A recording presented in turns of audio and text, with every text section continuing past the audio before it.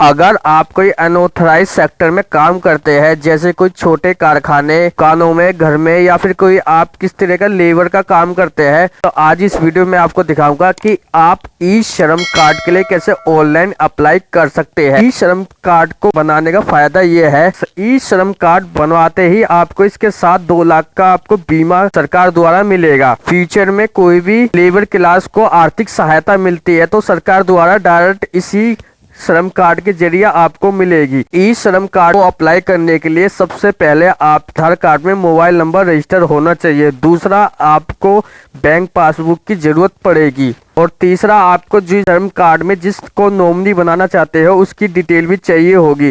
तो ई Shram card apply करने के लिए आपका कोई भी चार्ज नहीं लगेगा, ये सरकार द्वारा बिल्कुल फ्री है और यह आपका जनरेट कुछ ही सेकंड के अंदर हो जाएगा। तो किस तरह आप ई श्रम कार्ड के लिए ऑनलाइन अप्लाई किया जाता है, चलो वीडियो को शुरू करते हैं।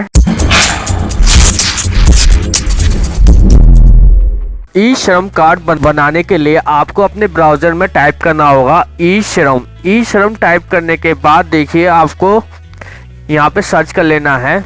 सर्च करने के बाद देखिए यहाँ पे आपको सबसे ऊपर वेबसाइट आ रही होगी e-shram.gov.in। आपको सबसे ऊपर वाले लिंक पे क्लिक कर लेना है।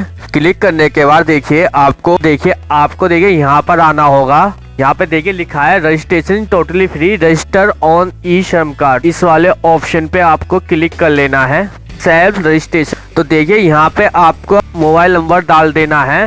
तो आपके आधार कार्ड में मोबाइल नंबर रजिस्टर है, वो मोबाइल नंबर आपको यहाँ डाल देना है। अगर आपके आधार कार्ड में मोबाइल नंबर रजिस्टर नहीं है तो आपका ये प्रोसेस नहीं हो पाएगा। तो यहाँ मैं जो आधार कार्ड में मोबाइल नंबर डाला हुआ है वो यहाँ डाल देता हूँ। उसके बाद देखिए यहाँ पे आपको कैप्चा फिल कर देना है। उसके बाद देखिए नीचे are you member of employee provident fund organisation के आप सदस्य नहीं होने चाहिए। दूसरा, आपको ESI कार्ड भी आपको नहीं होना चाहिए। अगर आपके पास ये दोनों नहीं है तो आपको यहाँ नो करके सेंड OTP पे क्लिक कर लेना है। आपके रजिस्टर्ड मोबाइल नंबर पे OTP आएगा, वो OTP आपको यहाँ पे डाल देना है। उसके बाद आपको यहाँ सबमिट के बटन पे क्लिक कर लेना है। क्लिक करने के बाद आपको देखिए यहाँ पे आधार कार्ड नंबर डाल देना है। आधार कार्ड नंबर डालने के बाद आपको I agree some term condition पे सबमिट के बटन पे क्लिक कर देना है। उसके बाद आपके मोबाइल नंबर पे फिर से OTP आएगा, वो OTP आपको यहाँ डाल देना है। OTP डालने के बाद आपको देखिए वैलिडेट वाले बटन पे क्लिक कर लेना है। वैलिडेट के बटन पे क्लिक करने के बाद देखिए कुछ सेकंड बाद आपके सामने देखिए वैलिडेट बटन पे क्लिक करने के बाद आपके देखिए कुछ सेकंड बाद आपके सामने जो आधार कार्ड की डिटेल है वो यहाँ पे आपके शो हो जाएगी। आपका एड्रेस, नाम, सब कुछ यहाँ पे आ जाएगा। आपको सबसे नीचे आना होगा। देखिए यहाँ पे आपको I agree all information check box पे क्लिक करके continue to enter other detail पे क्लिक कर लेना है। आपके देखिए जो आधार कार्ड पे मोबाइल नंबर रजिस्टर्ड है वो यहाँ शो हो जाएगा। अगर आप इमरजेंसी कॉन्टैक्ट नंबर यहाँ डालना चाहते हो तो यहाँ डाल सकते हो। ईमेल ID यहाँ पे आप डालना चाहते हो तो वो भी आप यहाँ डाल सकते हो, लेकिन कंपल्सरी नहीं है। यहाँ आपको मैरिटल स्टेटस में क्लिक करने के बाद देखिए अगर आप अनमैरिड है तो अनमैरिड पे क्लिक कर लेना है। अगर आप मैरिड है तो मैरिड पे क्लिक करना है। विडो यानी आप विधवा हो तो आप यहाँ क्लिक कर लेना है। उसके बाद देखिए यहाँ आपको फादर नेम डाल देना है। उसके बाद देखिए यहाँ सोशल कैटेगरी में अगर ST, OBC या जनरल हो तो उस पर क्लिक कर लेना है। ब्लड ग्रुप अगर आपको पता हो तो आप डाल सकते हैं, नहीं तो जरूरी नहीं है। डिफरेंटेबली आपको इसमें नो रखना है। अगर आप पर्सनल डिसेबिलिटी हो तो यस कर देना, नो कर देना। यहाँ आप देखिए यहाँ पे आपको आना होगा नॉमिनी डिटेल, ये काफी इंपॉर्टेंट है। यहाँ आपको देखिए यहाँ आपको नॉमिनी का नाम डाल देना है। नॉमिनी की यहाँ पे डेट ऑफ बर्थ डाल देनी है आपको।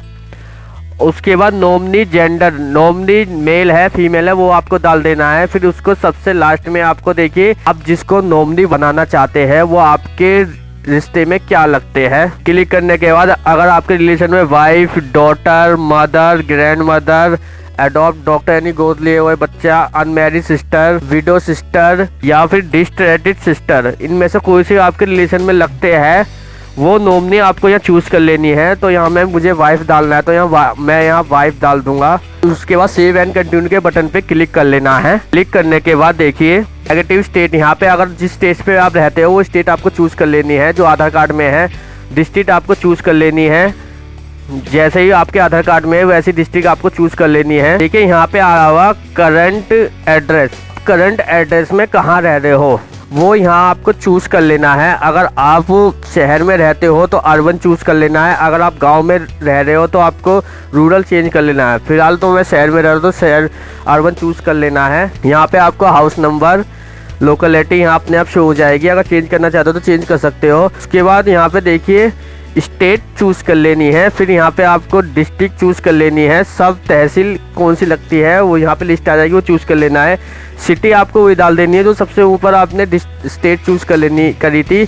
यहाँ अपने आप ऑटोमेटिक पिन कोड आ जाएगा। अगर आप चेंज करना चाहते हो तो चेंज कर सकते हो। करंट एड्रेस में आप फिलहाल रह रहे हो, वैसे जो आधार कार्ड में आपके एड्रेस डला हुआ है वही आप इसमें डालिए।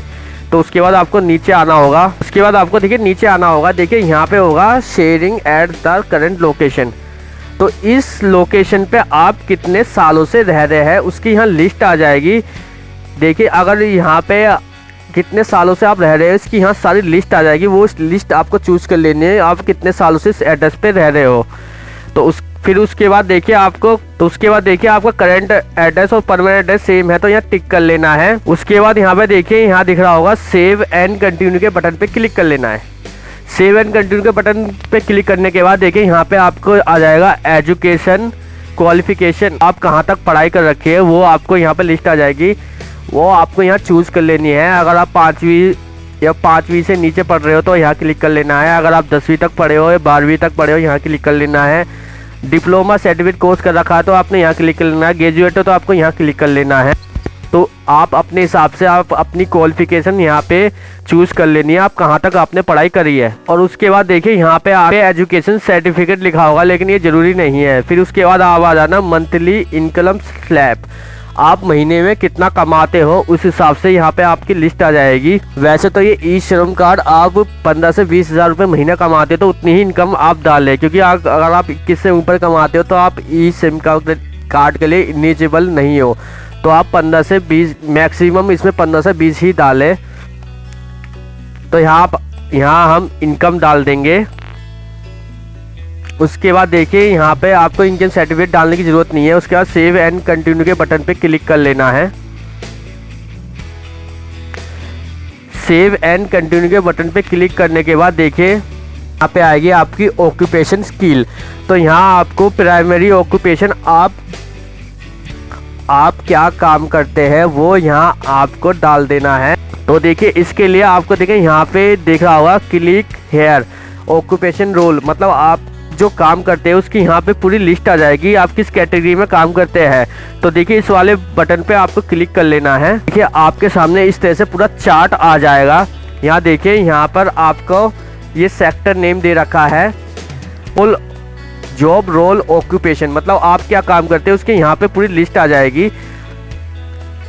आप अपनी लिस्ट के हिसाब से अगर आप जो काम करते हैं वो यहाँ पे चेक कर लीजिए कि आप किस तरह का वर्क करते हैं। यहाँ पे उस हिसाब से आप वही नाम आप उस लिस्ट में डालिए तो आपका वहाँ पे लिस्ट में नाम ऐड हो जाएगा।